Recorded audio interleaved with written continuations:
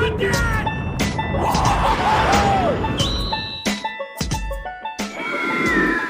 up, cappers, gamblers, punters, hustlers, low baggers? Happy Friday, January 3rd, the first Friday of 2020. Thank you for watching Sportsbook Review. This is Betting with the Bag. Shout out to all the cappers in the chat. Yenny Toon in the house showing hustle on Caps money line. Rockets -4.5 against Sixers, says Joel Embiid is still day-to-day.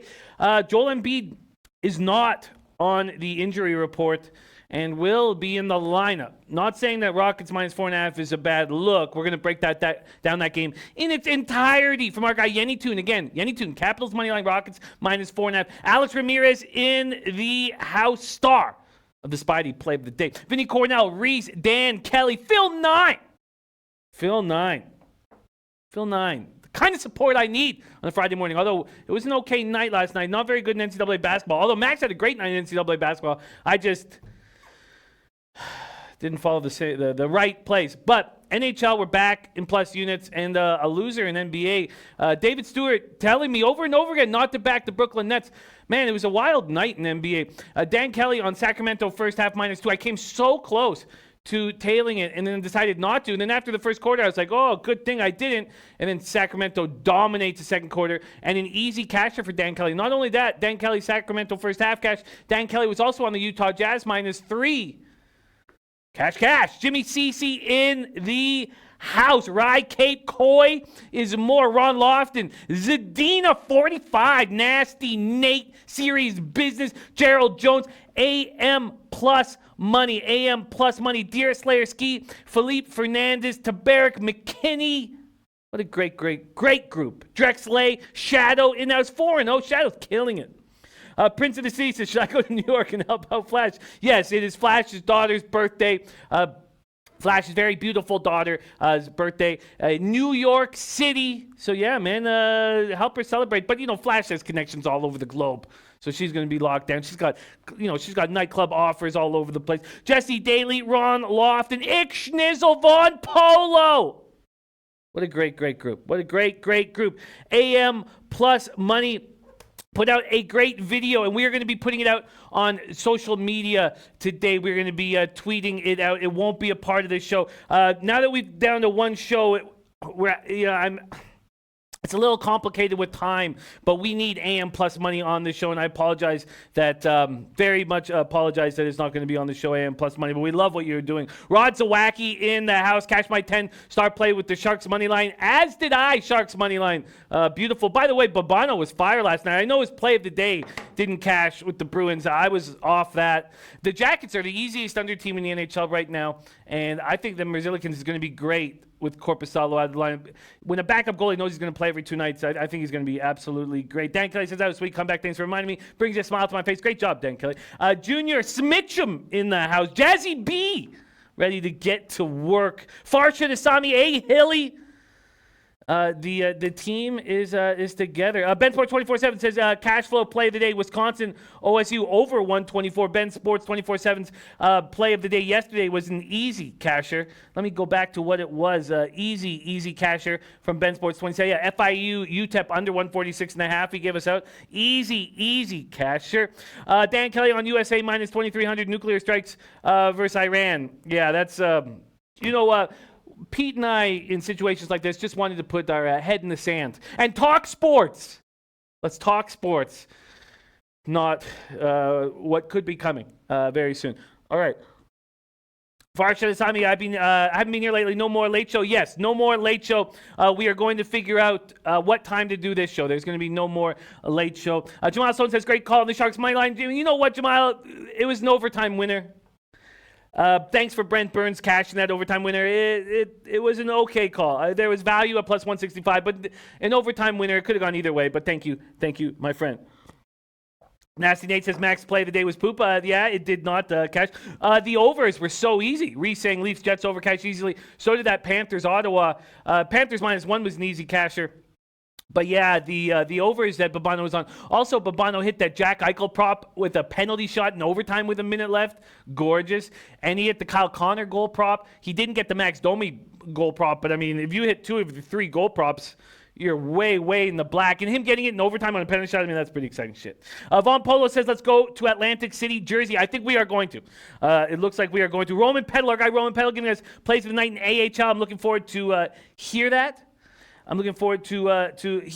And does that mean you make less money with only one show? We are in negotiations. There's a lot of negotiations going on here.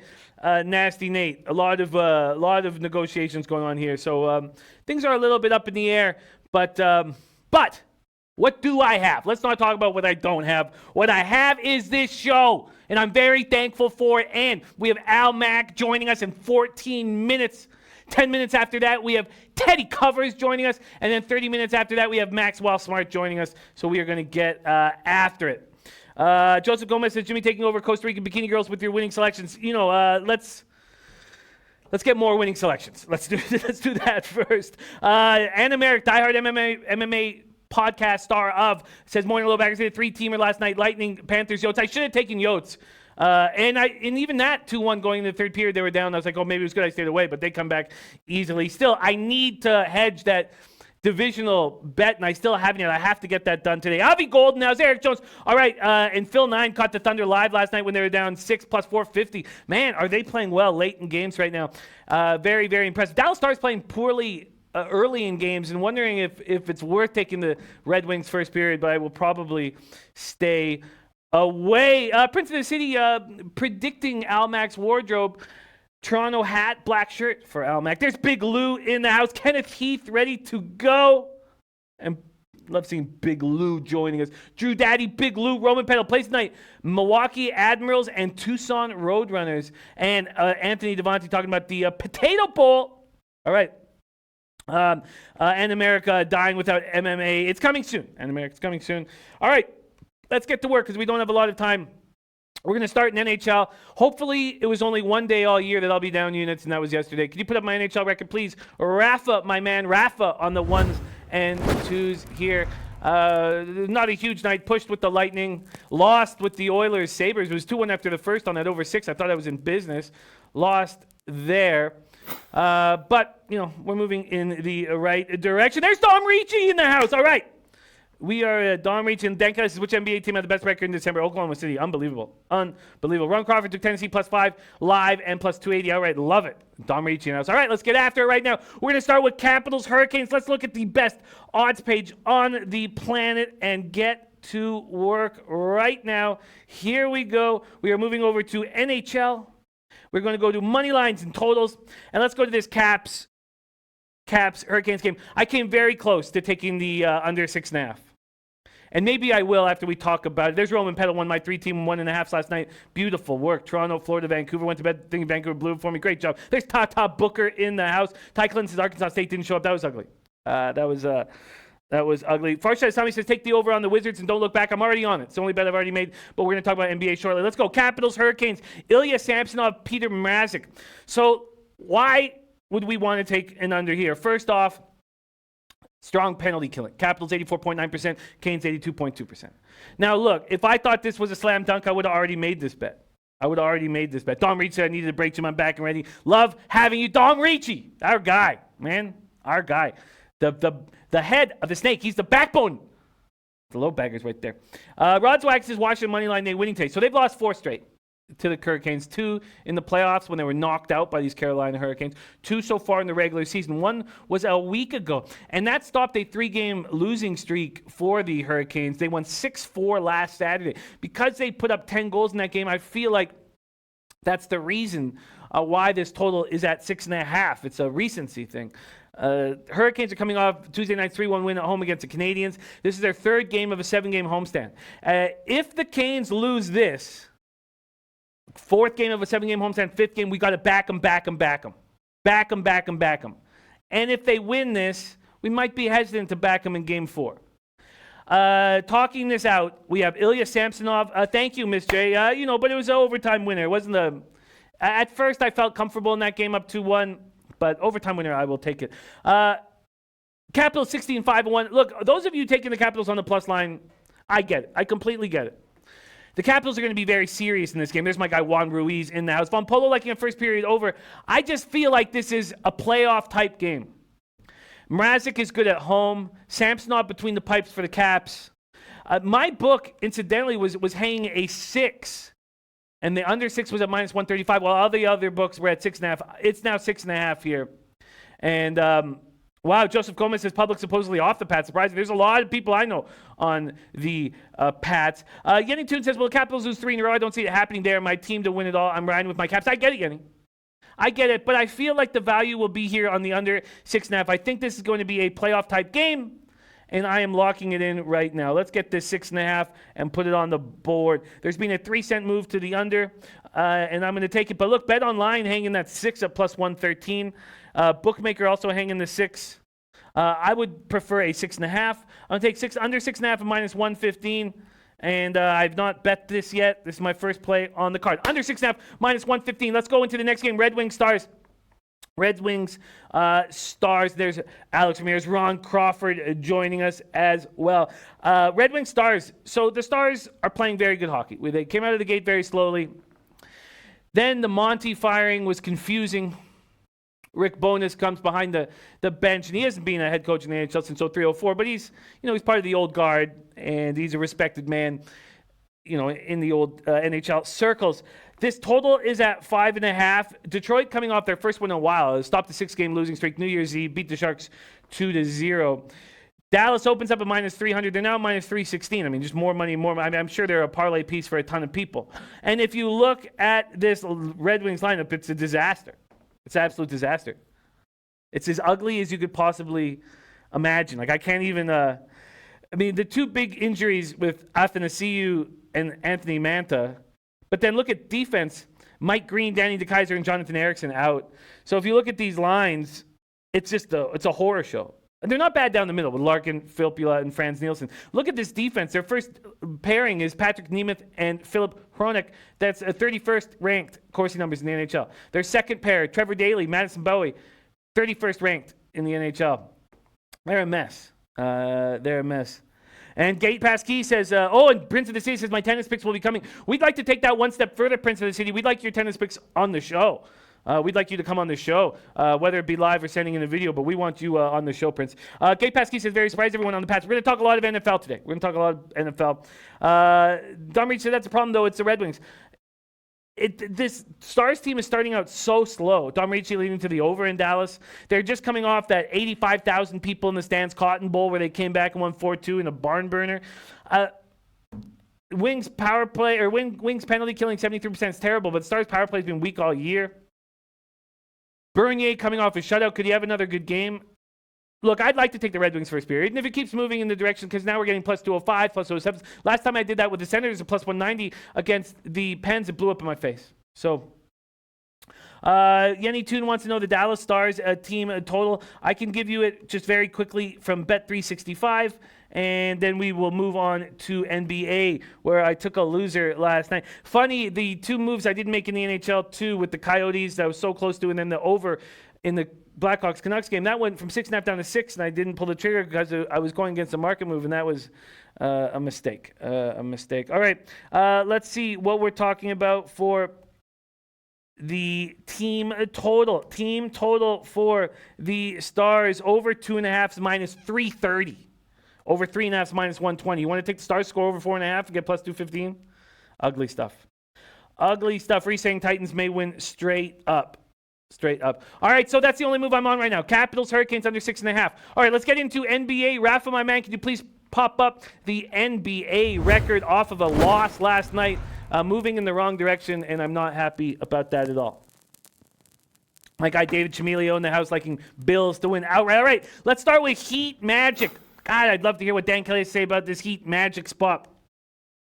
Heat Magic. Last night, I came, again, I'm talking about the leans not going through. I came very close to backing the Heat, even though they haven't been covering those numbers of between 4 and 6 at home, and they were 5.5 basically. And they took care of business against the Raptors, held the Raptors to 76 points, and it was a playoff type basketball game. What will happen when they go into Orlando? They open up at -1.5. There's now 2s across the board, although there is a 2.5 at Bovada. The total opened up at 206.5. It's now 207.5 at Pinnacle and 208 or 208.5 at these other books. And Roman Peddle saying, hook the Tusco Roadrunners night in AHL. Milwaukee Admirals again. Hope I'm right again, but I feel strong on the Reese. I love it. Absolutely love it. All right. Heat Magic. Heat 9-8 on the road, Magic 10-7 at home. Interestingly enough, the Magic have won this season series, and they've been playing quite well against the Heat over the last few years. And they're coming off a 122-101 win at Washington on Wednesday night. But let's talk about all the moving parts in this game. First off, the Magic pace has increased. And they're out without Jonathan Isaac, 6'10". They're without Aaron Gordon, 6'9", and Al-Farouq Aminu, 6'9".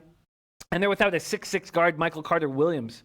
So their defense can't be as good, although they are playing Vucevic with Bamba on the floor. But you take out 3 of their top 6 rebounders, 2 of their top 4 rebounders. I mean, Gordon, 7.1, Isaac, 6.9, Aminu, 4.8. Orlando also 4-8 in their last 12, and they're playing against a Heat team that leads NBA in rebounding percentage. Dan Clay said, I just started working on tonight's card. If I come up with anything during the show, I will let you know. Thank you, Dan. Coy Moore said it's a Magic spot, but I like the Heat to pull through late. Orlando's lost Isaac. He's a great piece to their defense. Von Polo says, if you think the Magic wins, I think this game goes under. Matt Gandy on the Heat, -2. They're hot right now. And David Chmelio thinking that this is kind of too low of a total. Rod Zawacki on the Magic money line. And no, Gordon is not expected in the lineup. Now, as I say that, I should take a second look because this morning he was not going to be in the lineup. So let me pull this up right now.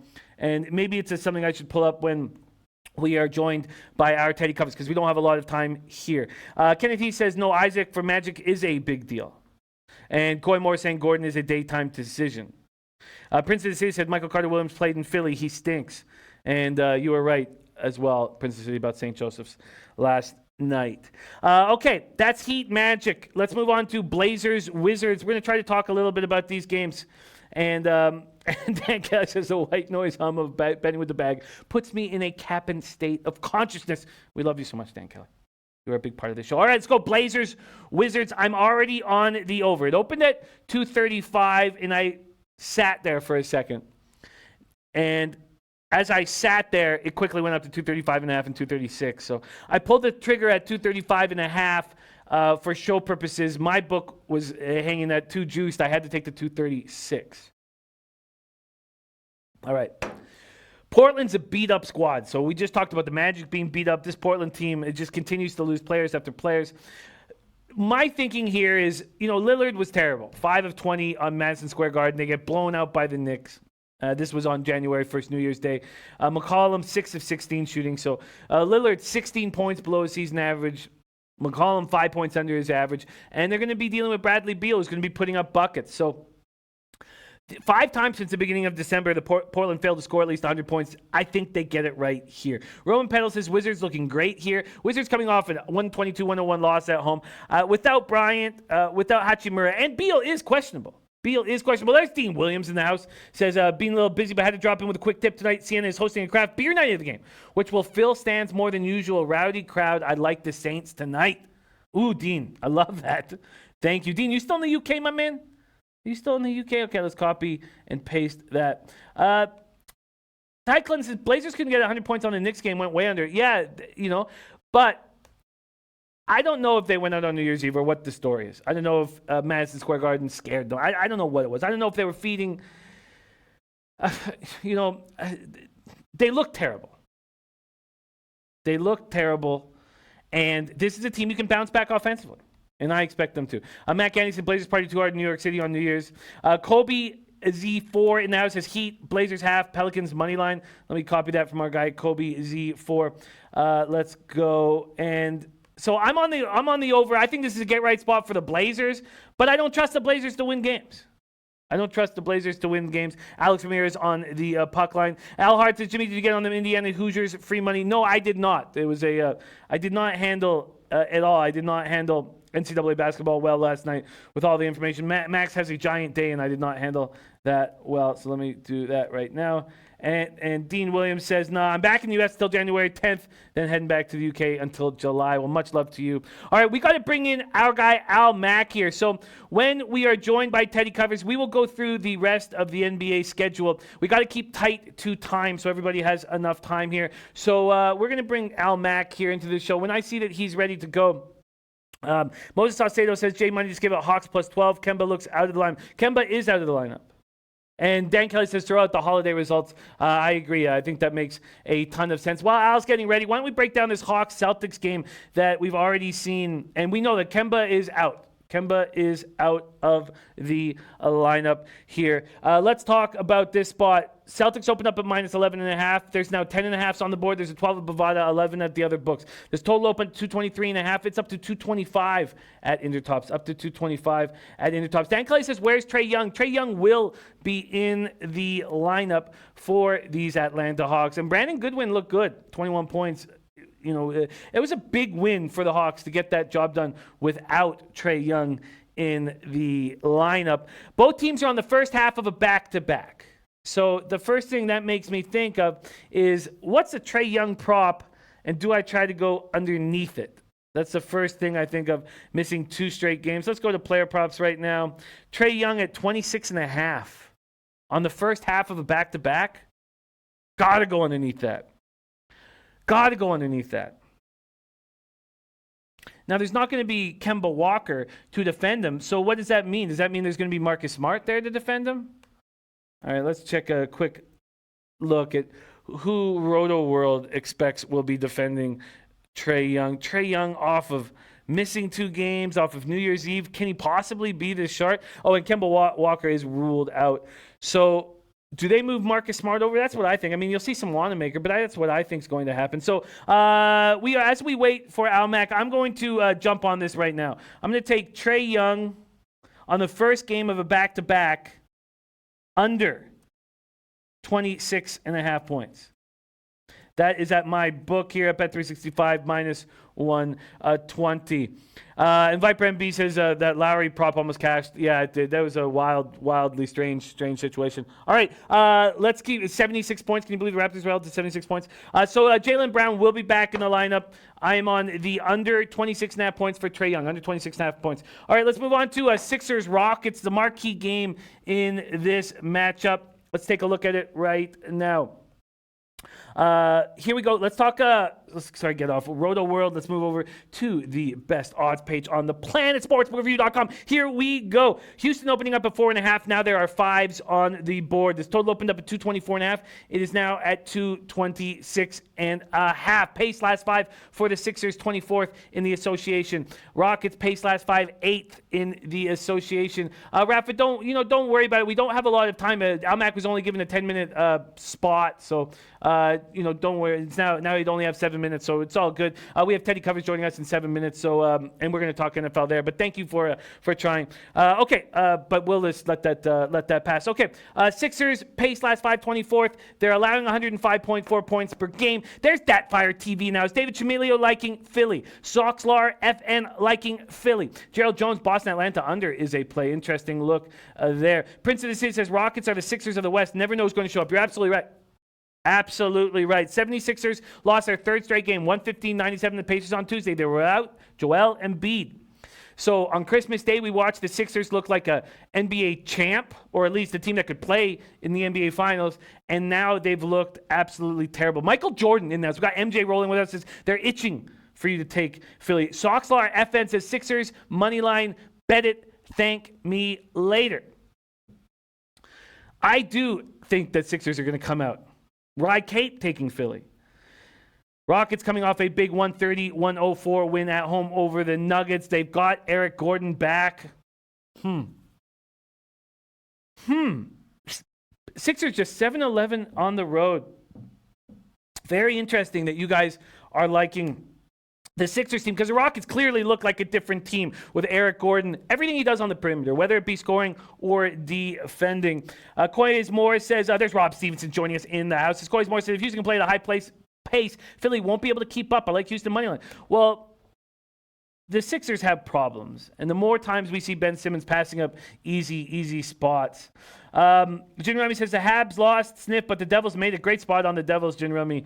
A great spot on these Devils.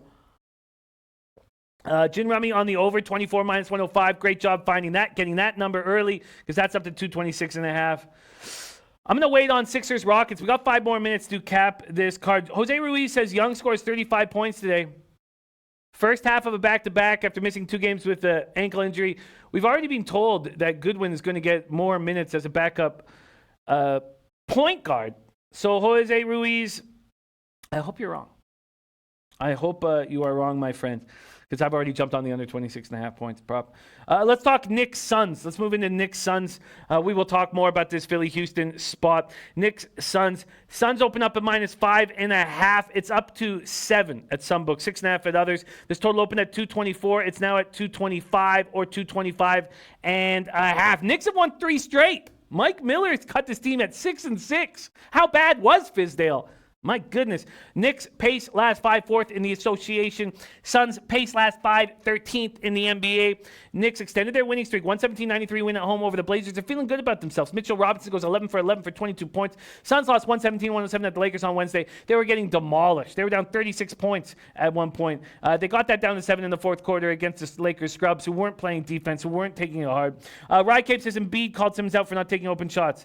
And Soxlar said Embiid took a shot at Simmons. He plays better tonight. I agree with that. And we have St. Louis Elite. St. Louis Elite bomb. Ohio minus 7. Send it in. Ohio wins by 10 plus, says our St. Louis Elite. We didn't want to take the Bearcats last night just because we could have got them at a much better line. And I wish we had of. They dominated that game in every facet, in every form. Do we make a move here in Knicks Suns? Knicks Suns. I'm hesitant to do anything with these 2 trash teams, but as this Suns number climbs now, the Suns are coming off a good road trip. There's no doubt about that. Don Reed says New York Sports Radio going bonkers over the Knicks. Ben Sports 24/7 says weirdest lines on Miami. Why so damn low? Got me looking at the Magic for sure. Tyzara Tibbs in the house. Nice to have Tyzara Tibbs rolling with us. Says Knicks been covering. Knicks been rolling. Ron Lofton says back on the Suns covers. Healthy again. And Sportsman of the Year says, I'm going with my classmates, Monty Williams and Tata Booker. Suns money line. Respect. Lucky lefty taking the Suns on the money line. We have one more game on this card, and then we have capped them all. GT Randy liking Suns, team total over. David Chimilio says stay away. The Knicks are a confusing cap right now. There's no doubt about that. Let's move on to Pelicans-Lakers.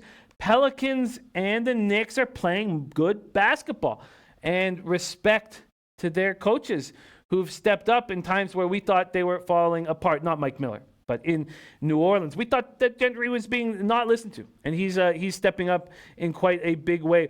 Lakers open up at minus 10.5. That's where they stand. 10.5s across the board. This total opened up at 222. It's now at 224.5, 225, or 225.5. And Bama boys says, be sure and check weather for the Miami-Ohio Bowl game. I live in Mobile, and weather is nasty right now. It's supposed to rain all day. Jeremy Miller liking the Suns. Great to see Jeremy Miller rolling with us again. Anthony Devontae liking Magic +2 and Knicks Suns over. Ninja Chris liking Suns and Celtics. All right. David Chimilio liking the +10.5 and the over here in the Pelicans-Lakers. Pelicans 5-12 on the road, but they're playing much better basketball. Pace last 5, 10th in the NBA. Lakers pace last 5, 14th in the NBA. Ingram, Ball, and Hart will get to face the Lakers for the first time at Staples Center, and I expect that they play some good basketball. Davis is looking good on the other side with these Lakers. He put up 26 and 11 in that easy win. I know it got tight there. The starters had to come back in with 7 minutes left, but LeBron triple doubles in that game. Kyle Kuzma comes in with 19. Avery Bradley is a season high 18. And from the Pelican side of things, on Sunday, Ball has his best game of the year against the Rockets. Now, the Rockets didn't have Harden, Westbrook, or Capella, so it's a different-looking Rocket squad. But 21 of those points coming on 7 3-pointers. Lonzo's talked all about his new shooting technique, and it's rolling. Drew Holiday, 25. Ingram scores 27. Pelicans have won 5 of 6 after losing 13 straight. Do these guys step up in L.A.? Now, there's been some fun stuff put out on Twitter about how these Lakers are covering every first quarter, over and over and over, covering every first quarter. And I believe they're at a -4 in the first quarter here. And is it holy? Oh, wow. Pinnacle doesn't want you to bet Lakers first quarter. They're leaving it at, oh, no, okay, just move back to 4. Okay, sorry. It said -6 at +137. So it's 4. I think these Pelicans come out strong. I really do. Jeremy Miller says, I seem to always get burned on these big spreads, so I like Lakers first quarter better.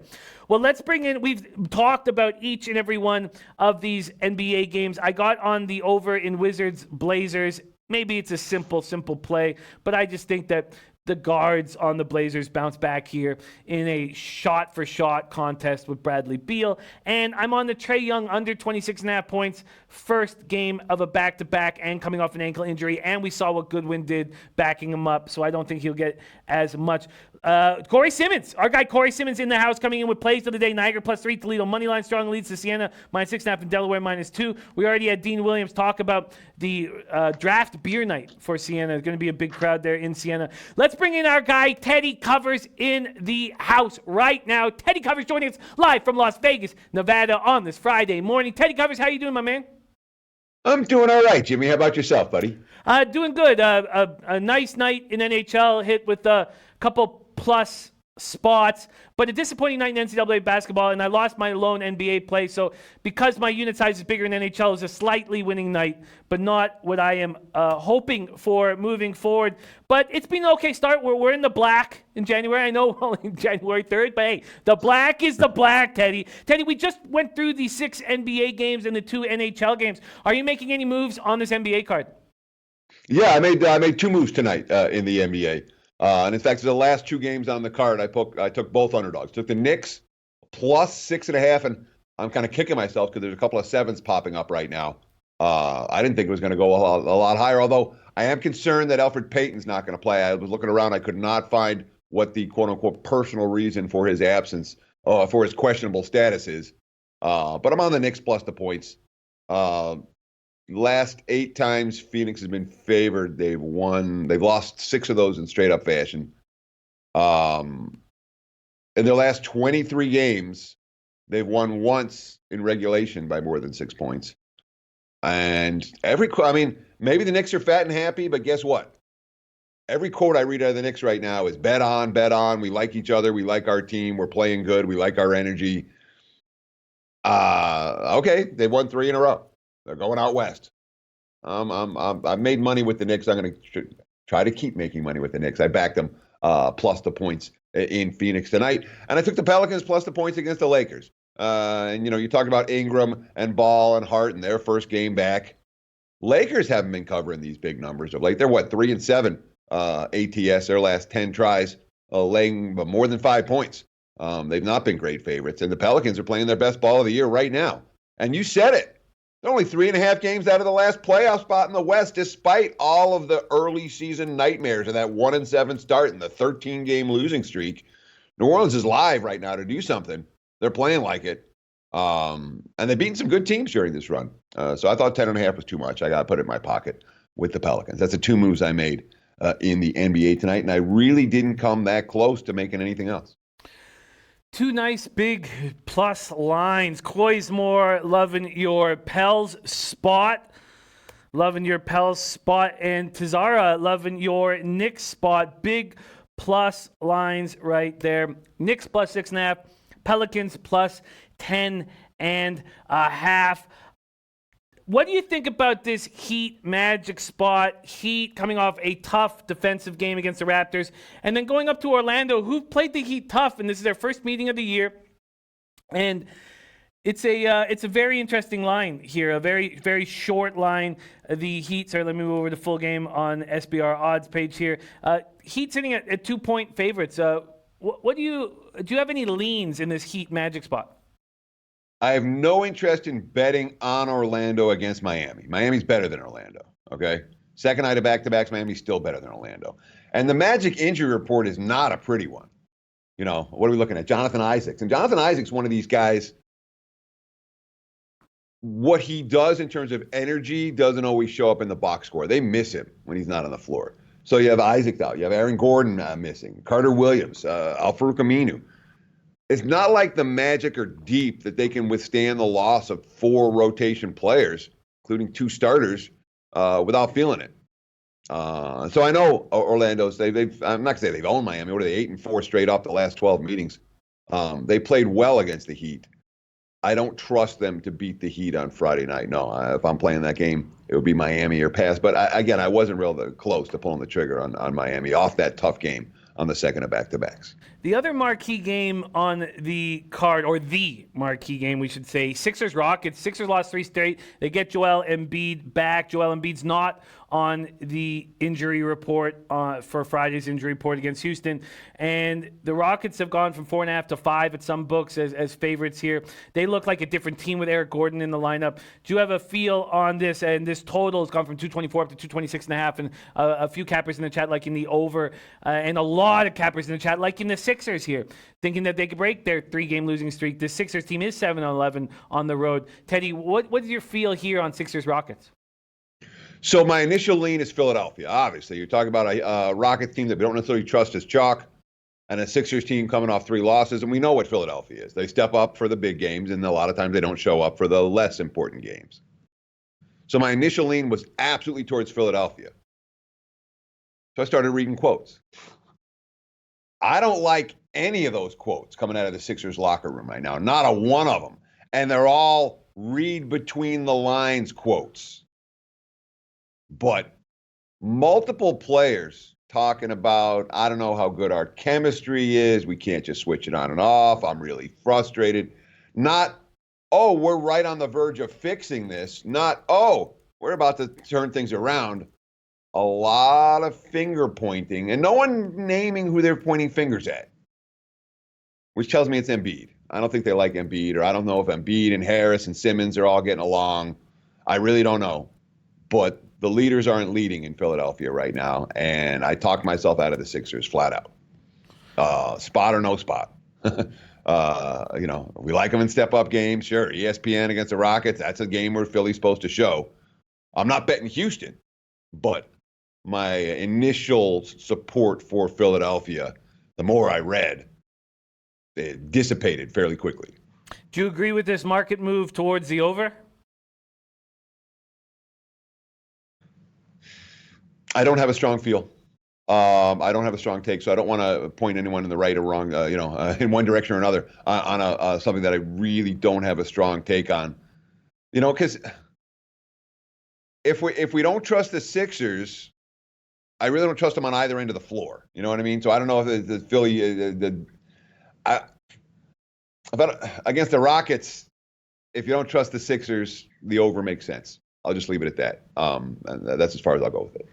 I feel that. It's the more we talk about it, the more I find it tricky. I'm going to stick with my 2 spots on the board that I've locked in right now. I mean, I haven't bet them yet. I'll do that after the show, but I'm going to stick with these 2 spots. Trae Young under 26.5 points at -120, as well as what is the other spot? I thought I had another spot. Oh, yeah, the over, of course, the over in the Blazers-Wizards game. All right, let's keep rolling. Teddy, we want to focus on the gridiron. We want to talk NFL quite a bit with you, as well as NCAA football. But now we're on the basketball wavelength. Have you made any moves on this NCAA basketball card? I just wanted to ask you one quick question about the Wiz. Are you sure Beal's playing tonight? Because I got some questionable stuff on him for this evening. I've got questionable with him as well. But yes, I do expect him to be in the lineup. I think, how many days has he had off then? Sorry, let me get to it right now.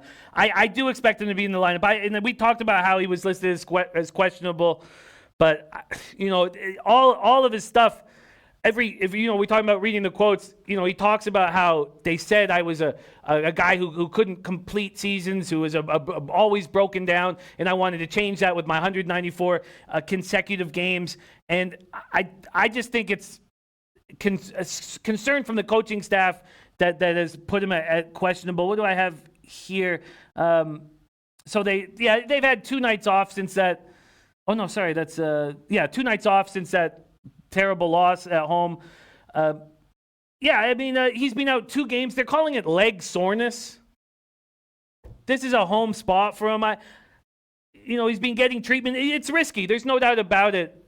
I thought by the market move going up from 235 was them saying Beal's going to be in the lineup. But there is, anytime you see a player questionable, I made the bet expecting him to be in the lineup. And and now I'm a little concerned. But I made the bet expecting him to be in the lineup. So we shall see. Let's get into college basketball. Teddy, do you have any moves on this card? So I had 3 plays circled last night. I like Rutgers. I'm like, Rutgers -1 against Nebraska. I got bet up to 3. I'm like, I'm still interested at 3. Well, you wake up this morning and it's 6, and you're like, okay, I lost that one. I was interested in Kent State. They were 3.5 last night. I wake up this morning, they're +1.5 against Bowling Green. Oops, missed that one. Like Seton Hall -5 against Georgetown. That looks good. I wake up this morning, they're 6.5. I'm like, oh, I missed that one too. Those are the 3 leans on the list: Rutgers, Kent State, Seton Hall. I didn't pull the trigger on any of them. I missed all the lines. I'm honestly as simple as it gets. Make my short list at night, give it a second look in the morning. Should have pulled the trigger on some of this stuff last night. But it doesn't do you guys any good. Obviously, if I pull the trigger at 1 and say, all right, yeah, I made this great bet at -1, it's 6 now. I knock yourself out. No one's going to, that doesn't, there's no value added to the show if I do that. So at least I can justify it that way, I suppose. There's been a big market move towards Wisconsin in this battle against Ohio State. Opens up at 10.5, now a 3.5 point move towards Wisconsin. Does that market move make sense to you? Yes. I mean, I'm an Ohio State believer. The role I want Ohio State is on the highway. I don't want them laying points at home as much as I want them in hostile environments. That team's tough. I want the mentally tough teams and teams that play defense on the road. And the Badgers, after that rough start, let's just say they're showing signs of being a typical feisty, defensive-minded Wisconsin team that hangs tough in hostile environments. So I could totally understand the move towards the Badgers here. Although in this point spread range, whatever. We saw the move towards UCLA yesterday, and I'm like, it's so cheap for the Huskies in Washington. I mean, UCLA was such a right side in that game, and I couldn't have been wronger. My play on Washington. This could be that. You know what I mean? Where the road dog is well capable of hanging and capable of winning. So even at the cheaper price range, I'm not playing Ohio State here. Our guy Coy is wondering what you think about UCF plus the points at Houston. It opened as Houston 10.5 point favorites. It's now 10 across the board. What do you think of that spot? So and it's funny because I had 3 leans and I got 1 dash, which is kind of like a sort of lean, and it was towards Central Florida plus the points against Houston. I like this Central Florida team, but I don't like the way they played lately. And from a scheduling standpoint, they've been up against it. They flew. They play that. I can't even remember what it was, but I know they played like 2 games in Florida and then flew for a tournament and then back out to Houston. The travel spot for me concerns me enough about the dog that it was like I had an initial lean, and as soon as I looked at the schedule, I'm like, no, it's just his. So there may well be money to be made with UCF. I believe that, but I don't know that this game and this matchup is the best opportunity for it, especially against a pretty good Houston team. A very good Houston team. All right, so let's move on. Teddy's on the Knicks plus 6.5, Pelicans plus 10.5. He didn't get to the window with anything in NCAA basketball. All right, let's move into NFL. Teddy, very, very, very exciting wild card weekend for us, man. These games are they have so much going on in them. Let's start with the Bills-Texans. This opened up at 3. It's now at 2.5. I seem to think that Allen is evolved. I think he's made strides. This story of him missing open receivers on deep routes 4 or 5 times, I think he's getting better. We know he's always been mobile, but I kind of feel like I'm a bit on an island with that thought. And then the big story from the Texans is J.J. Watt's coming back. And this Texans defense gave up 388.3 yards per game in the regular season. Now have J.J. Watt. We know he's not going to be, on the field for a bunch of the first downs. And, he's going to pump up this team and pump up this defense who have to deal with Brown and Beasley and Singletary. Bills, Texans, this total was up to 44 yesterday, and now a bunch of books have brought it down to 43.5. Whale Capper is on the under in this game. Teddy Covers, what do you think about the first wildcard game on the schedule, Bills, Texans? Oh, I like the favorite. I have the favorite in my pocket. I laid with Houston in this game. The Texans are absolutely battle-tested. No team in the NFL played more opponents. No playoff team in the NFL. I didn't look at the non-playoff teams yet, but no reason to. We'll get there in the offseason. No playoff team faced as many quality foes as the Texans. 11 of their 16 games came against opponents that were 500 and better. They went 8-3 straight up in those games. They were good against good teams. Buffalo, go through their schedule. Find me a quality win. This is what I got for the Bills. Let's see. They beat, who was it? Hang on, I just had it a second ago. The Cowboys. Oops, they're not a playoff team. They beat the Steelers. Oh, they're not a playoff team. They beat the Titans. Oh, that was with Mariota at quarterback. That's the 3 Bills quality wins this year. Okay? So to say that Josh Allen, his first playoff start, is going to go to this battle-tested Houston team, a team that's been in the playoffs the 4th time in the last 5 years. Texas went all in on this year. You know what I mean? When you're trading away number ones for Tunsil, that tells me you're going all in on this year, and that's what they've done. All right? You're getting everybody back. Roby's going to be back. Fuller's going to be back. Obviously, Watson and Hopkins didn't play last week, going to be back. The more I talk about this game, the more I like it. I think it's very cheap with the Texans. And the Bills have these impressive defensive stats, and Houston doesn't. Okay. Houston's the better of these two teams. 2.5's cheap. And the Texans are battle-tested in the way the Bills aren't. So that's what I played. I have a small stake in the Texans in the AFC to win the AFC.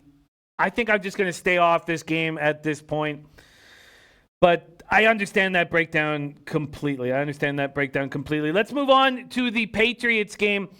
Yesterday on the Audible show, Whale Capper, Donnie Rightside, I was kind of surprised how many people think the Patriots is just a ton of value. Whale Capper being one of them. 41 Fahrenheit, light rain right now. We still may want to wait and make sure that that's light rain, but just 3 miles per hour. New England hasn't lost a postseason game since New England hasn't lost a postseason game at home since 2012.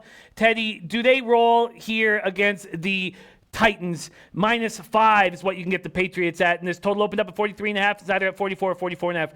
Titans, Patriots, Teddy. Just because the calendar turns to January doesn't mean a mediocre team gets good. All right. New England needed that bye week. All right. They needed that bye week. Okay. Have a lead in the 4th quarter against a bad team that's not bringing a whole lot. Well, they did bring a whole lot in week 17. The Patriots defense got to get that stop. And they couldn't. Patriots offense not going to win them any games, cover any point spreads. Is this Tom Brady or is this the ghost of Tom Brady right now? I mean, he looks old. He looks like a game manager. He looks like Peyton Manning the year the Broncos won the Super Bowl, which is hopeless, but the defense is so good and they can run the football. But New England can't run the football, and the defense isn't that good. I talked about the Bills and their issues schedule-wise. The Patriots, schedule-wise, faced by far, the easiest schedule of any of the 12 playoff teams. And every time they tried to step up in class, they got smacked. They didn't just get beat, they got smacked. I think Tennessee's a better team. Okay? So I understand what New England has done for the last 2 decades. I also understand that's crashed and burned in December. And if you've been trying to bet on what New England has done for the last 2 decades, over the last month, they haven't necessarily done that well. Titans, I mean, there's nothing fraudulent about that. Their season-long stats are not going to tell you the story. You throw out everything that happened with Mariota, quarterback. All right? Since Tannehill took over, that team's been in every game. They're scoring touchdowns in the red zone. They got playmakers on offense, multiple playmakers. I have some concerns about their defense, but not in this matchup because Patriots ain't testing teams deep. Saints were able to pick them apart. I don't think New England can do that. I got Tennessee in my pocket. I got them plus the points, and I got them on the money line. Wow.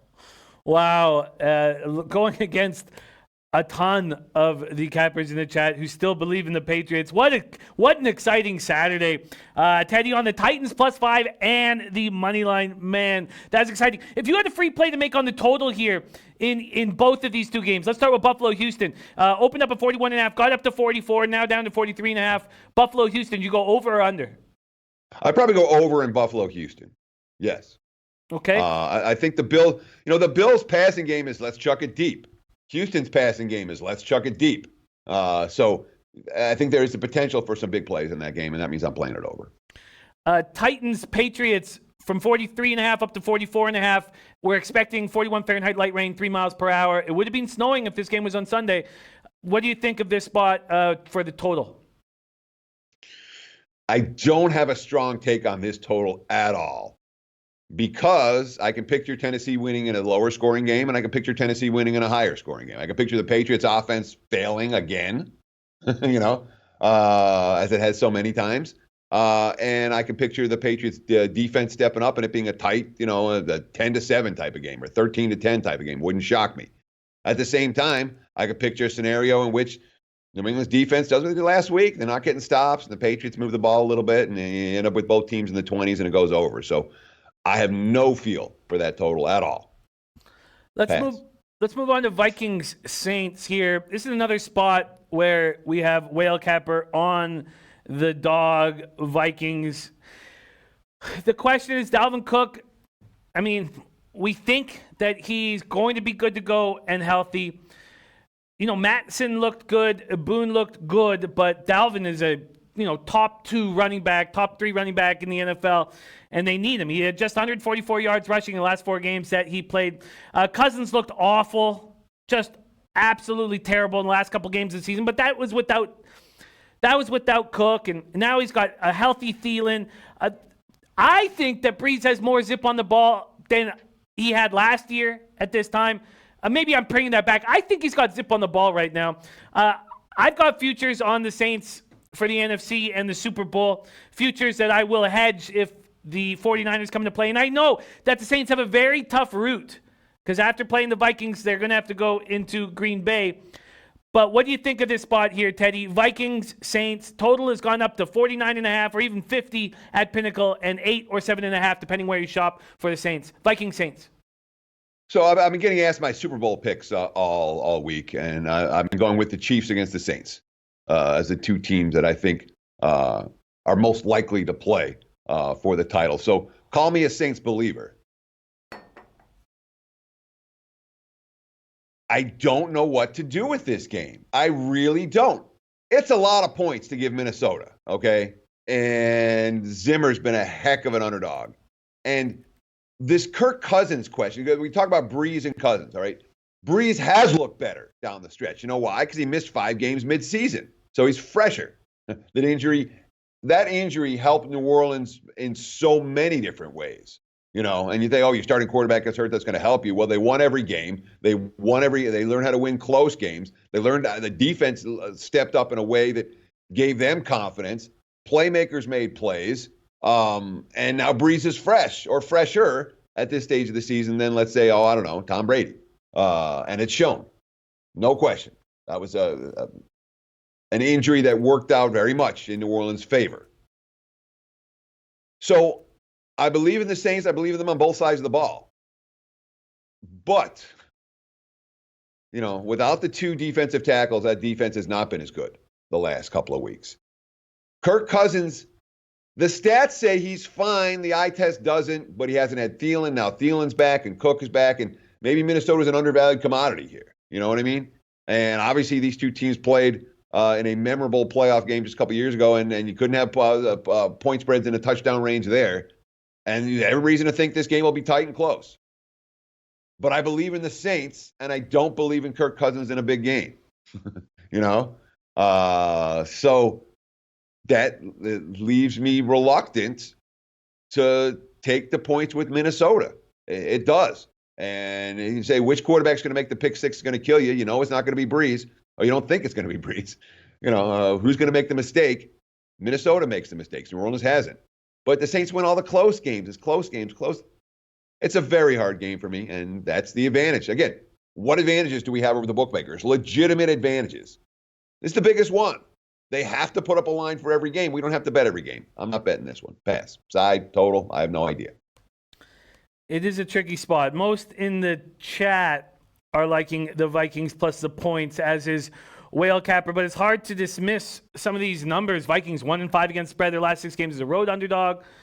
Vikings 1-4 against spread their last 5 road games versus a team with a winning home record. 4-14 against spread versus a team with a winning record. We want to talk about the Potato Bowl, so let's just touch on the Seahawks-Eagles game very quickly. Russell Wilson did not look nearly as good without a running game the last couple of weeks, but he still is a phenomenal, exciting, spectacular, explosive quarterback who can do so much. His number one receiver, Tyler Lockett, 51 or fewer receiving yards in 6 of the last 7 games. You expect me to believe that Marshawn Lynch is going to do damage here, but they're 5-0 against spread the last 5 games against the Eagles, 5-1 against spread the last 6 wildcard games, 10-3-2 against spread the last 50 games, following an against the spread loss. This is a very interesting spot where the Seahawks backers far outnumber the Eagles backers, Whale Capper being one of them on the Seahawks. Teddy covers Seahawks-Eagles. So if I'm playing, it's Philly, but I haven't made a move on the game yet, and I'm not convinced that I will. I understand that the Eagles' injury report is ugly. It's been ugly for a month, and they found ways to win games. And it's not like the Seahawks injury report isn't ugly. The Seahawks injury report's a disaster on the defensive side. Disaster. That's why they got crushed by, not crushed, but that's why they lost last week to San Fran. They couldn't stop them. Wilson, Lamar Jackson wins the MVP. Wilson, we get my number 2 vote. You look at Seattle without Russell Wilson, and what are they, a 6-win team? That's my biggest concern here for the Philadelphia side is Wilson. But everyone's saying, the Eagles didn't do anything during this 4-game winning streak. Oh, it was just the Giants and the Redskins and the Cowboys. All those teams stink. I don't buy that. Okay, if you watch the Giants down the stretch, they played good football. They played hard. All right? The quarterback play was decent. The defense was decent. They weren't a quit team. Same thing with the Redskins. Same thing with the Cowboys. Philly earned those wins. Philly's defense at home has been nasty. They committed all those turnovers the first meeting against Seattle. They still only lost the game by 1 score. Lean Eagles. I get it. I sadly made futures bets on the Eagles over 9.5 wins, which lost.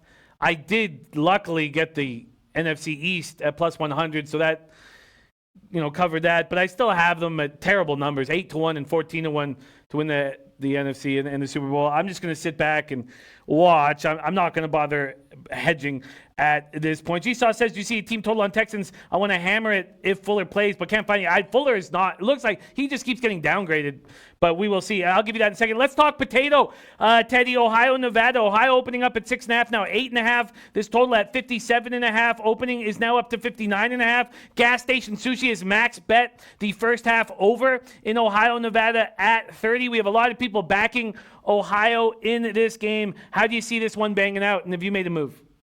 The chat's against me today, man. I have the Wolfpack in my pocket, just like I had the Wolfpack in my pocket when they went to Fresno and won straight up, in my pocket when they went to San Diego State and won straight up. Nevada's okay. Okay. I don't know that they had some very ugly losses on the road early in the season, no question. What was it, 77-3 to Oregon? Annihilated in that game. They couldn't do anything. Against Wyoming, they couldn't do anything. There was 4 of them in total where they couldn't do anything. When they face an elite defensive line, I'm not asking Nevada to do anything. Does Ohio have an elite defensive line? They do not. It's a feisty team. It's a tough team. Boy, you read, again, you want bet on quotes? Go look at what Jay Norvell was talking about with the practices that the Wolfpack have had for this bowl game. Won his previous bowl game. Norvell, it's coach I like. I think it's too many points. I took Nevada plus. Nevada plus. What do you think of this total that's creeped up to 59 or 59.5? Nevada doesn't correlate well with over. If the Bobcats get in the 30s, the Wolfpack going to have a hard time this game. So I lean under, but it's not a strong lean. I think the side here is better in total. Backing Nevada. And then we have one game on Saturday that we want to talk about. Tulane, Southern Miss. Tulane opening up at 7. That's where it stands right now. And this total has dropped a point from 57.5 to 56.5. Do you have a feel here on Tulane, Southern Miss? Do you ever have a team that, it's December, and you're like, man, I have no feel for this team. I haven't done much with them all year. And that's Southern Miss for me. I've had no feel for them all year. I haven't bet on them. I haven't bet against them. I haven't made moves in Southern Miss games. And I started looking at this, and I'm like, I got no sense at all of what we're going to see from Southern Miss in this game. And Tulane, I wasn't excited about laying a full tutty with the Green Wave. It's not anything I'm really that close to making a move on. It was a clear pass for me. I have no read on the underdog, and I don't know if the dog's going to show. It's not a game I'm excited about. Interesting. Tulane, Southern Miss, stay away. And he's back in Nevada against, you're right, almost everybody in the chat. That is exciting. Biggeroo on the team total over for Ohio, and Gas Station Sushi making that first half over a max bet. First half over a max bet. Beautiful, beautiful stuff. Teddy covers. Teddy covers his 2 looks in the NBA tonight. He's going with dogs here. Sorry, let me move over to this page here. He's going with the Knicks and the Pelicans, getting Knicks plus 6.5, Pelicans plus 10.5, and he is on the Wolfpack tonight, going against the market move, going against the chat. That is very, very exciting stuff. Teddy Covers, have a great weekend. Get that cash. Thank you for sharing your insights and hard work with us, and can't wait to be working with you again on Monday morning, my friend. I look forward to it bright and early Monday. Win or lose, we'll be here, Jimmy. Love it. Good luck this weekend, guys and gals. Low baggers, that's the appropriate terminology. Cheers. Love it. There he is. Teddy Covers. Follow his man on Twitter at Teddy_Covers. Let's move over to Maxwell Smart to hammer this NCAA basketball card. Rafa, my friend. It wasn't until 2018 that the diamond in the rough went from hooligan to king of the world. The guy couldn't play for shit, dog. He was awful. But can he cap? Guess he can. Max, coming off a very successful night. Absolutely great job. How are you doing on this Friday morning? I'm doing good, Jim.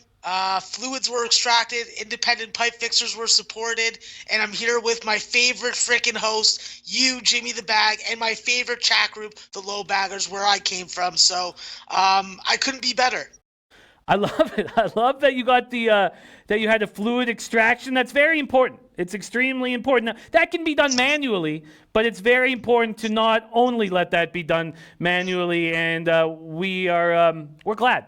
We're glad. You seem ready to go. You seem fresh, and you used your winnings for good. I have all your action here, Max. I have 4, 5, 6, 7, 8 plays of yours that you delivered on Twitter. Does that sound right?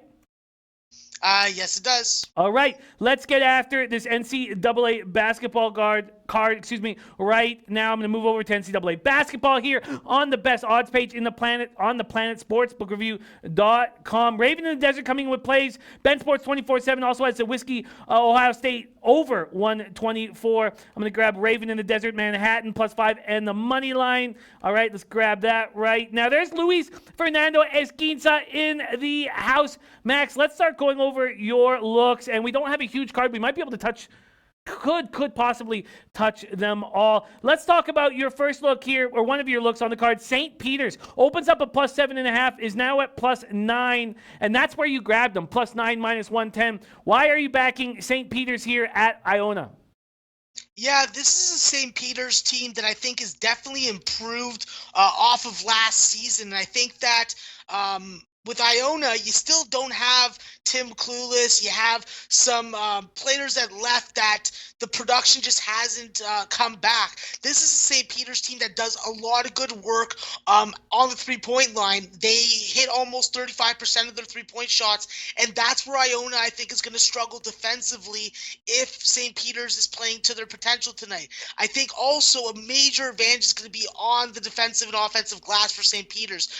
With some of the personnel that they have, I think that with especially Dramey, Fusani Dramey, the Mali international, I think that he's going to play a critical role tonight. I think that when you have a guy like Quinn Taylor, he's a guy that can get you buckets, and then you have Doug Eddard. I think that this team on paper doesn't really look like they can beat Iona, but I think that with the way that they play defense and the way that Iona struggled, and I don't feel comfortable laying points with them. I don't feel comfortable taking Iona as a more than 3 basket favorite, and the numbers and my numbers support it. I think that St. Peter's is able to do a good job of not fouling. They're able to force Iona into turnovers and really be aggressive on ball handlers, and I think that they're able to stay in it. The value also to me is taking St. Peter's in the first half, but it's not going to be an official play. I'm just going to stick with the plus 9.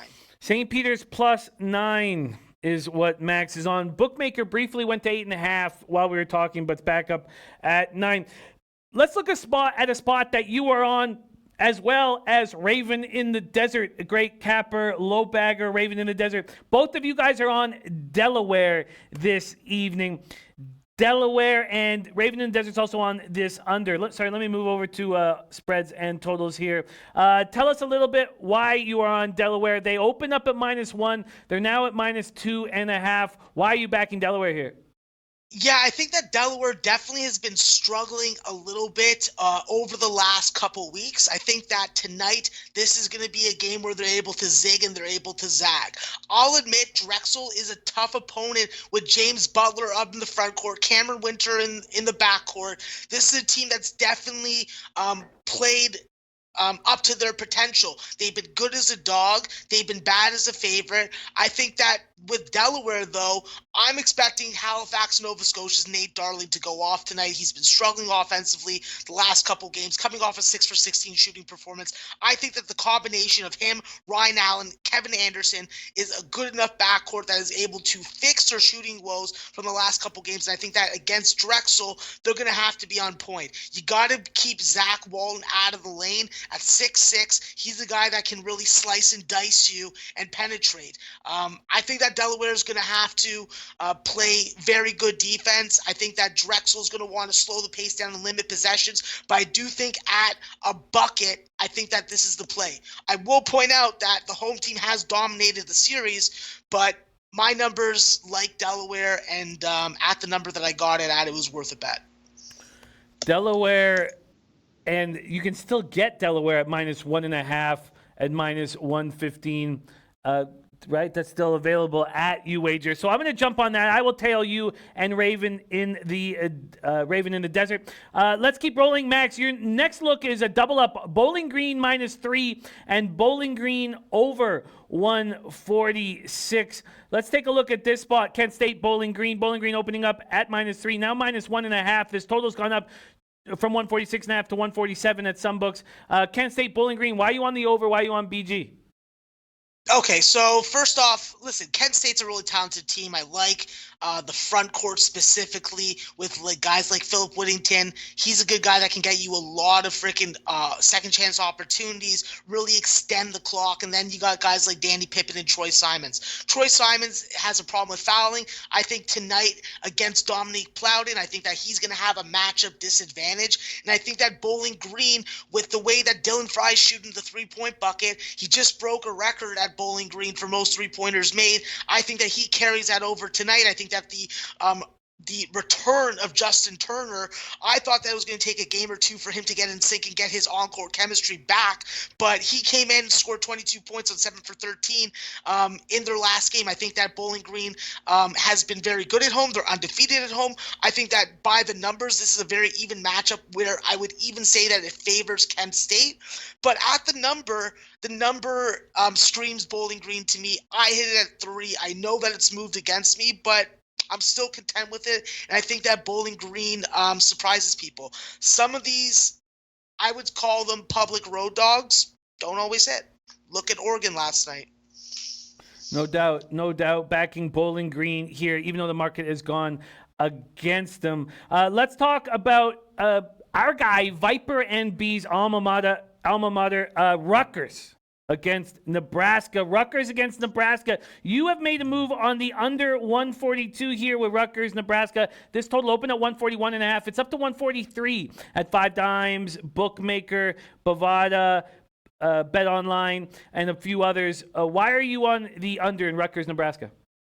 Yeah, this is a spot where I think that Rutgers is going to get their tempo of game against Nebraska. I think that Nebraska showed a really good ability to play perimeter defense and not play where they are ranked. I think that against Texas A&M Corpus Christi, that game really opened my eyes to the depth and the growth in this lineup for Nebraska. I think that with so many key pieces trying to mix together, I think that we're going to have some games with this team that are very highly offensive, and then we're going to have some terrible shooting games. I think that Rutgers is going to be able to provide that type of defense for Nebraska, and Nebraska's going to shoot threes. And what I think is one of Rutgers' main strengths is three-point defense. I think that that's going to play a big factor in this total.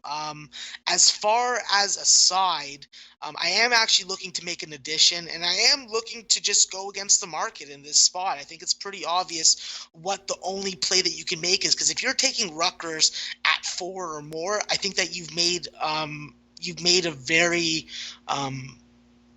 low percentage winning bet over the long term to make. So I'll take Nebraska +6.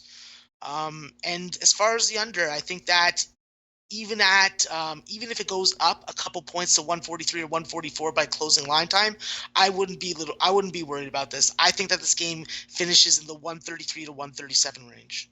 Nebraska +6 at -105 is an addition from our Maxwell Smart. Rutgers +6 at -105. All right, let's move on to another total. A side. You're on Northern Kentucky at -5. It opened up at 4.5. It's stuck at 4 right now, but it's moved a few different places. You're on Northern Kentucky. Why are you backing them at Detroit Mercy? Yeah, I'm not really too concerned about this line movement. I've seen it as high as 6. I've seen it as low as 4. I think that when you look at the body of work, Northern Kentucky definitely hasn't had the strength of schedule that you would like. I do, however, think that when it comes to familiarity, when it comes to specific matchups on the court, I think that's where Northern Kentucky has the advantage. Jalen Tate's back in the lineup now. He's coming off the bench, getting work back into the lineup, gave you a double-digit performance in the loss against Wisconsin Green Bay, and I think that they're just looking to get back out on the road and beat somebody, and I think that Detroit Mercy is going to be obliging today. I think with Detroit Mercy, you have some turnover issues, you have some ball distribution issues, and if Antoine Davis isn't shooting the ball well, you're barely going to scratch 57 points. I think that with this Northern Kentucky team, Tyler Sharp is going to be critical, obviously. This is their floor general. This is their shot maker. This is the guy that gets buckets when they need to. They got to keep Detroit off the free throw line. They got to make the three-point shots, and they got to guard the three-point line. This is a team that doesn't let teams shoot more than 32% from the three-point line. That's going to be critical tonight. You cannot let Detroit make 10 threes. That's how they're going to stay in this game. I expect the game to be close in the half, and then I expect Northern Kentucky to just instill their will on them and take over this game and win this game by double digits. All right, Northern Kentucky going to take care of business. Your next play is a total. Toledo Ball State. You are in the Toledo Ball State. You took the under 135.5. There's been very little movement. A couple books have gone up to 136 or 130. Well, one's gone up to 136.5. You are on the under in Toledo Ball State. Why are you making that move? Yeah, I just think that with this matchup, you're going to get Ball State's best defense. I think that Toledo is an underrated defensive team. Both these teams do a good job of guarding from the three-point line and holding teams to under 40% from the field. I think it's going to really come down to who misses more free throws. And when we're talking about missed free throws, I can put faith in Ball State missing a lot of free throws. This is a team that shoots 65% from the line. They have a freshman redshirt backcourt. KJ Walton is questionable to play with an ankle injury. And I think that without KJ Walton in the starting backcourt, Ball State's at a disadvantage. I think that what Toledo does very well is they get on the offensive glass. They're gonna win the rebounding war 100%, and they're gonna get to the free throw line a ton. They're a volume free throw shooting team. They penetrate the bucket, and they seem to get fouled on a lot of 3-point shot attempts. So this is a team that I think that with a familiar opponent, they're going to have the advantage. And I think that the Jacksons come together and play some very good defense and keep this game in the low 60s. Toledo and Ball State. Your next spot on the card, the last one until we get to additions, is this market move that's gone heavily against you here. You're on the under in Wright State, Oakland. You got it at the opener at 137. It's up to 142 at some books. Why are you on the under, and why do you think this market move has gone against you? Yeah, I think that Oakland's going to have their say when it comes to the pace in this game. I don't think that it suits them to get into an up and down running game with Wright State. The fact is, we've seen Wright State be really good balanced. They finally had a game where they had 5 double-digit scores, and I think that that's something Oakland has to take notice of. I think Oakland is really going to turn a page in conference season. I think that they are going to be a Jekyll and Hyde team. From what we saw in non-conference is going to be different from what we see in conference. But I do think, however, that there is going to be an emphasis on playing defense, slowing the pace down, and not letting Wright State get open looks at the three and driving and getting to the free throw line. I think that there's a lot of dangerous weapons on Wright State, and Oakland just doesn't have the firepower. If you want to put Trey Maddox Jr. at your offensive spear point, like, I'll take that in the chest any day because it's not penetrating my armor. So Wright State, I don't understand why the line's moving this way. Maybe because of past history. But I expect this game to be under 140, and I think that my 137 has a good enough value that I'm going to stay put on it. But if it does go up anymore, I will try and take a middle at the higher number and double up.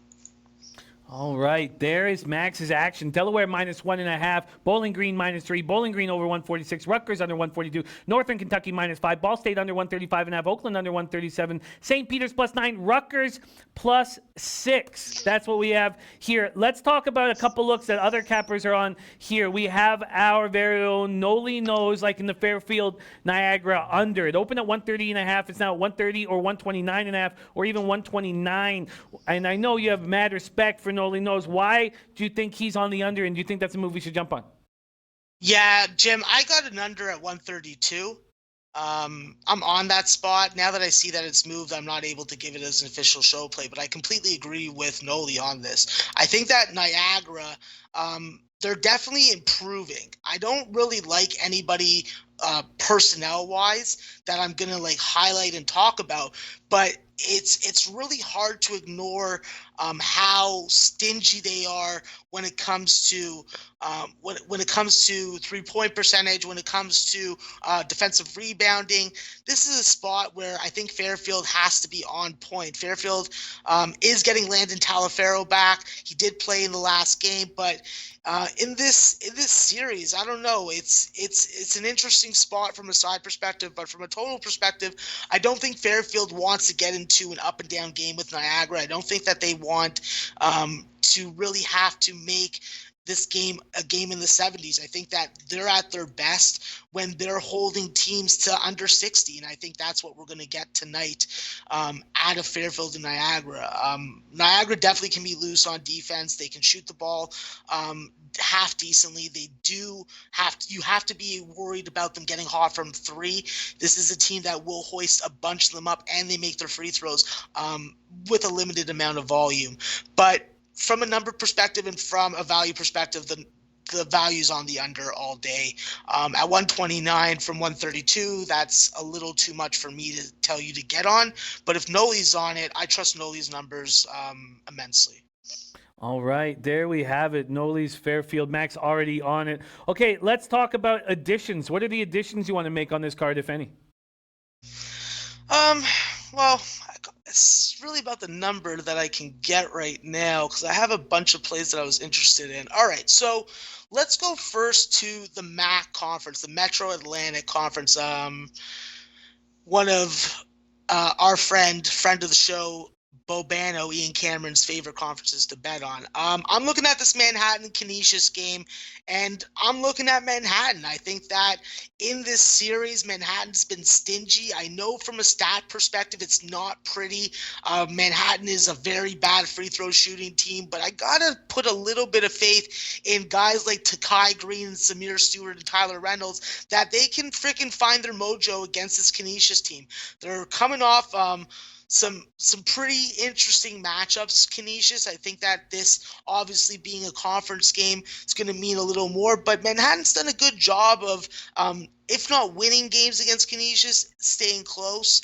I think that with Scott Hitchin, I think that you want more out of him. You're not getting the kind of production that you're expecting out of him, and I think that's going to play a big difference. Canisius can play very good defense, and if they start making threes, that's going to be a problem for Manhattan. I expect this to be a low-scoring defensive game. I expect Pauly Polcap to play a big role defensively and on the glass, and I think that Manhattan gets within this number. I think that, I don't know if they win the game outright, but at +5, I think that's worth definitely making official for the show.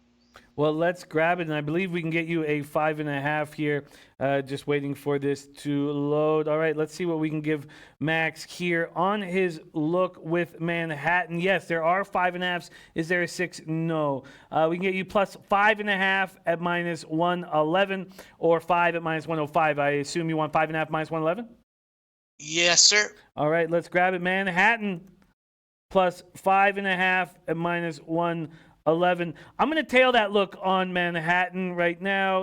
I'm going to copy and paste that. I'm on Delaware and now Manhattan. Max, anything else you want to add, or should we start rolling through the games? Yeah, let's just start rolling through the games, and I'll add I'll leave a little bit of suspense to another addition or two. Yes, and that would be the play of the day. Okay, let's start rolling through these games. We have 8 minutes, so we have no need to panic, and we can get through them. And I will help with pace. Quinnipiac, Marist, Quinnipiac opening up at 6.5. Now 5.5's on the board. This total's dropped a point from 131. Oh no, just a half point to 130.5. Max, Quinnipiac, Marist. Yeah, this is a spot that I'm looking and want to bet the under. What I got on the overnight was 131 and -112 juice. At 130.5, it's still a play that I endorse. I think that Marist and Quinnipiac definitely play different styles of tempo. I think that with Quinnipiac, with Rich Kelly leading the conference 17.6 points per game, I think that he's going to be critical offensively. With Marist, it's just a team that I don't have a lot of faith in their offensive ability. I think that with guys like Michael Cubbage, he takes a lot of bad shots. He takes off-balance shots. I think that Tobias Soberg, he's going to have problems at 6'9" in the center position. I think that he's going to be foul prone. I think that there's a possibility of him just being inept offensively against this Quinnipiac team. Kevin Marfo is someone you have to take note of. You have to talk about. He leads all Division I in rebounding, 13 and a half rebounds a game, and he also gets on the offensive glass about 5 times a game. So this is a Quinnipiac team that has offensive weapons. This is a Quinnipiac team that plays good defense, and I think that with the way that Marist shoots the ball, I think that they're going to struggle to get to 50 points, and I think that Quinnipiac's going to be able to keep this game under the 130 or 131. Would you like to make a move on the under? I won't make it official for the show. No. Okay, next up, Monmouth, Siena. We had our Dean Williams telling us that tonight Siena hosting a craft beer night at the game, which will fill the stands more than usual. Rowdy crowd tonight, and he likes Siena. Siena opening up at 5.5. It's now 7, 6.5 juiced at both Pinnacle and Bet Online. Do you agree? And the total's gone from 140 to 143.5 at some books. What do you think of this market move, and is there a move to make here?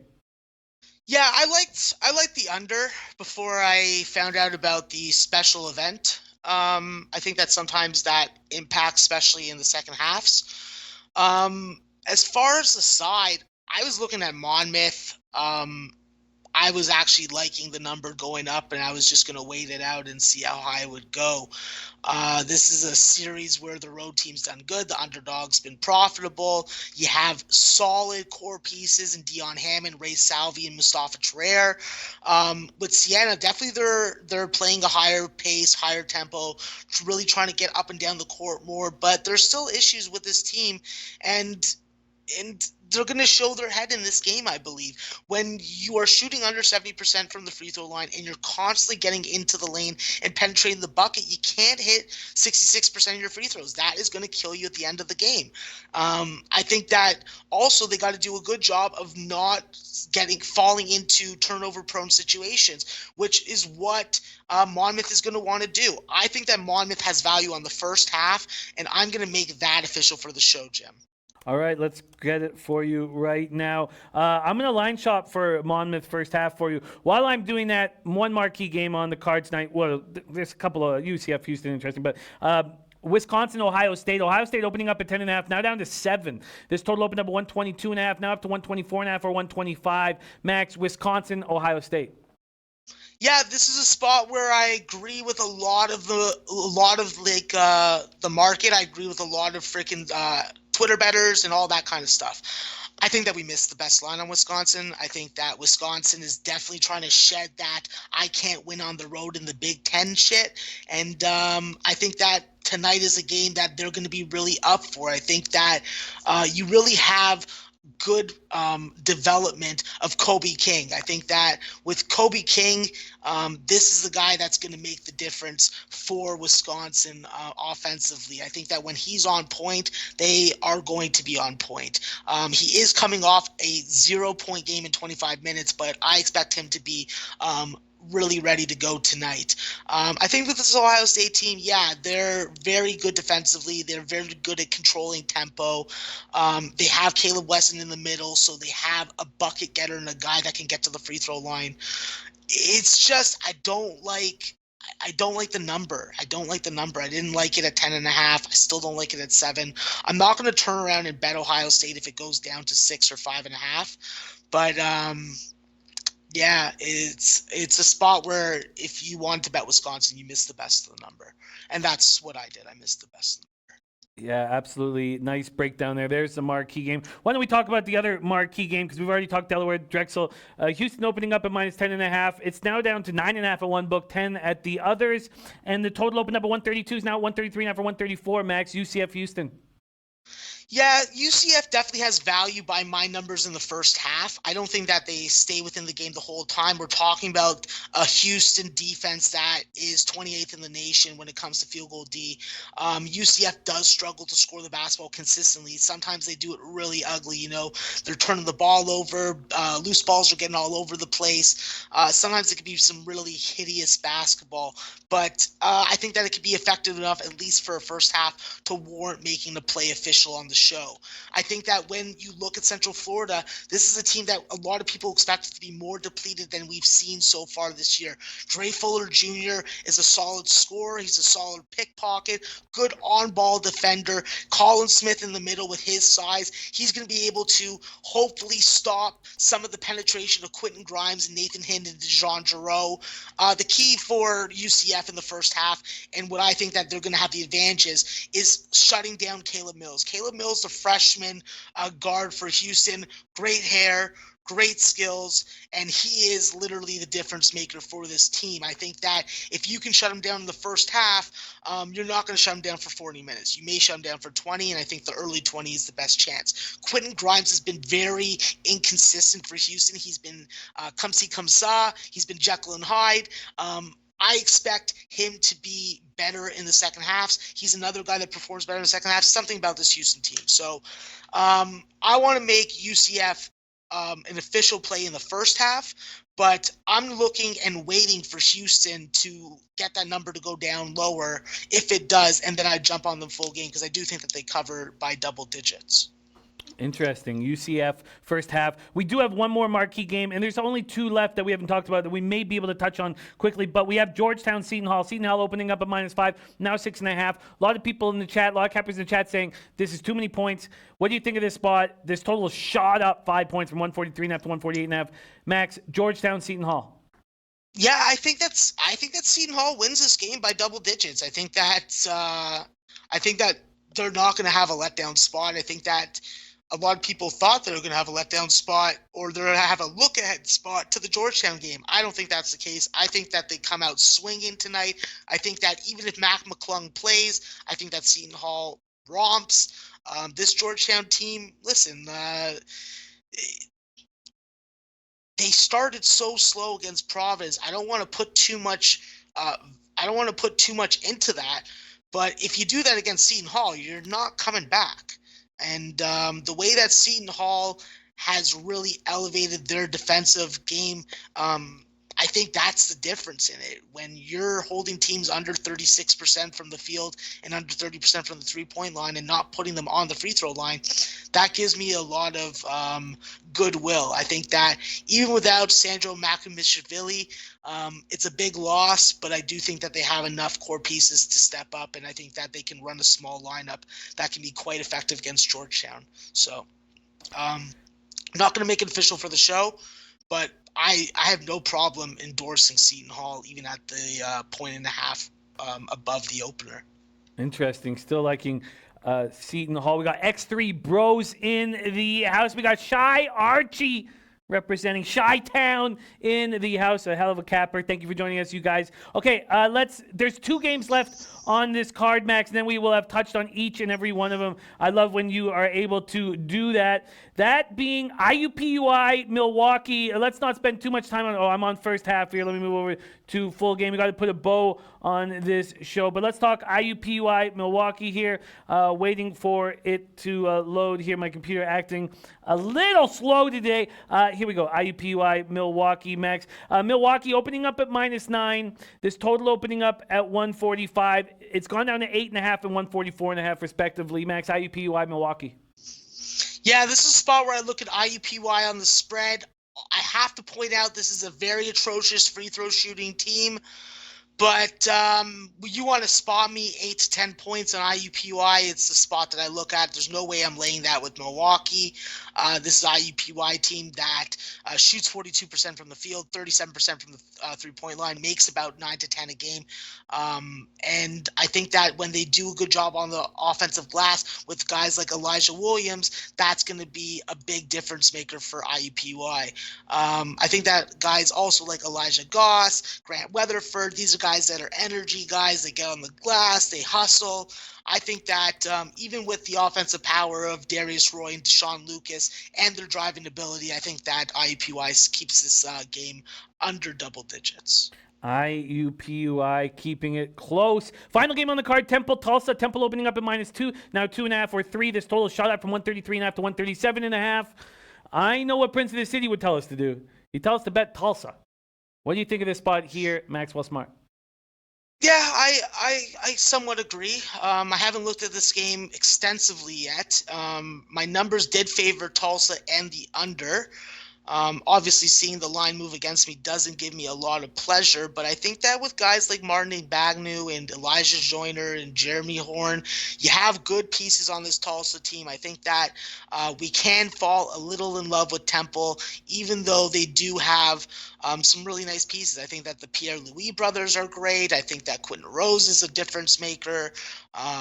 It's just a matter of what you're going to get in the front court. And if Tulsa has their way, they're going to dominate the defensive glass. They're going to pick pockets on ball handlers. They're going to get out in transition, and they're going to slow shit down. I don't think that Tulsa suits their style of play and their personnel by getting into a triple overtime game that gets into the hundreds.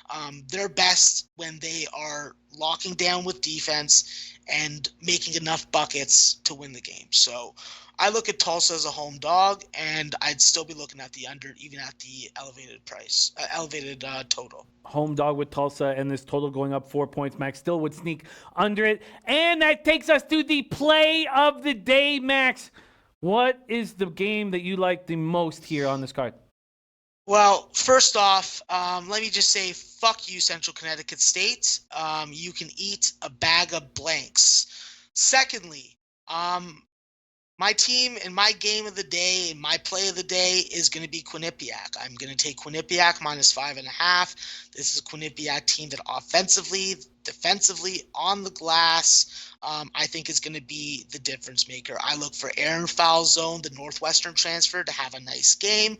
I look for my guy, Jacob Rigoni, to freaking hit some threes, get on the offensive glass, get a couple easy buckets, and then the leader of the fucking conference for Rich Kelly in the 17 points per game to hold true to that. And coming off a 2 for 10 shooting game, I expect him to be on point. So give me Quinnipiac -5.5. My numbers liked it. My read liked it. The eye test likes it.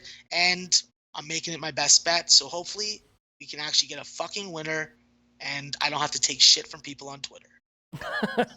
Well, I will stay with the plays of the day. I'm not jumping ship. Quinnipiac -5.5, -105. I will tail. All right, so I tailed 3 plays. Delaware -1.5, Manhattan +5.5, and Quinnipiac -5.5. These are Max. This is Max's action. And Princeton City said I would also look at the Ingram prop on the against the Lakers tonight. That's a good call. I'm sure it's quite high because he's averaging 25.3 on the season.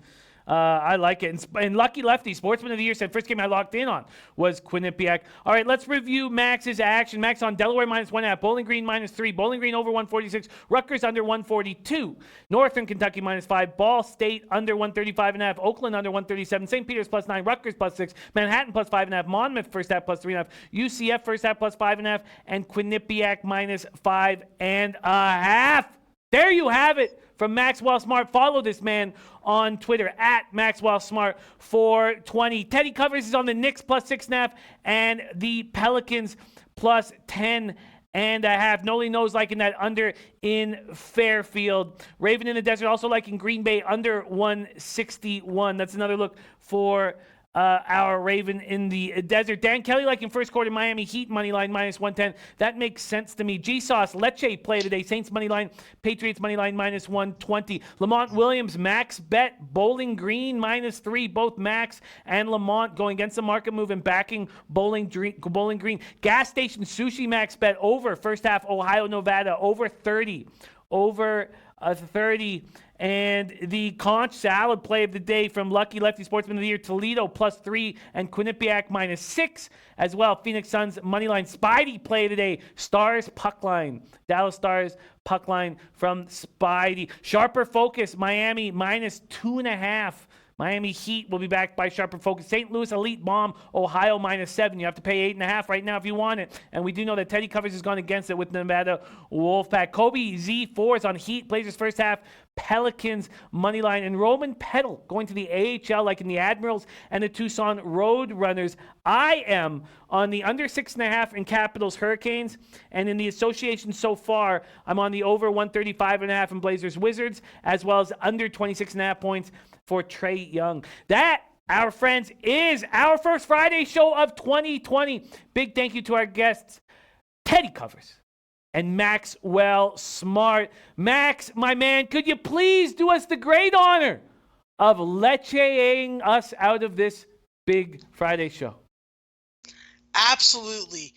Guys, we're going to make that money. We're going to support local entertainers and independent pipe fixers, and we're going to leche a los bookmakers.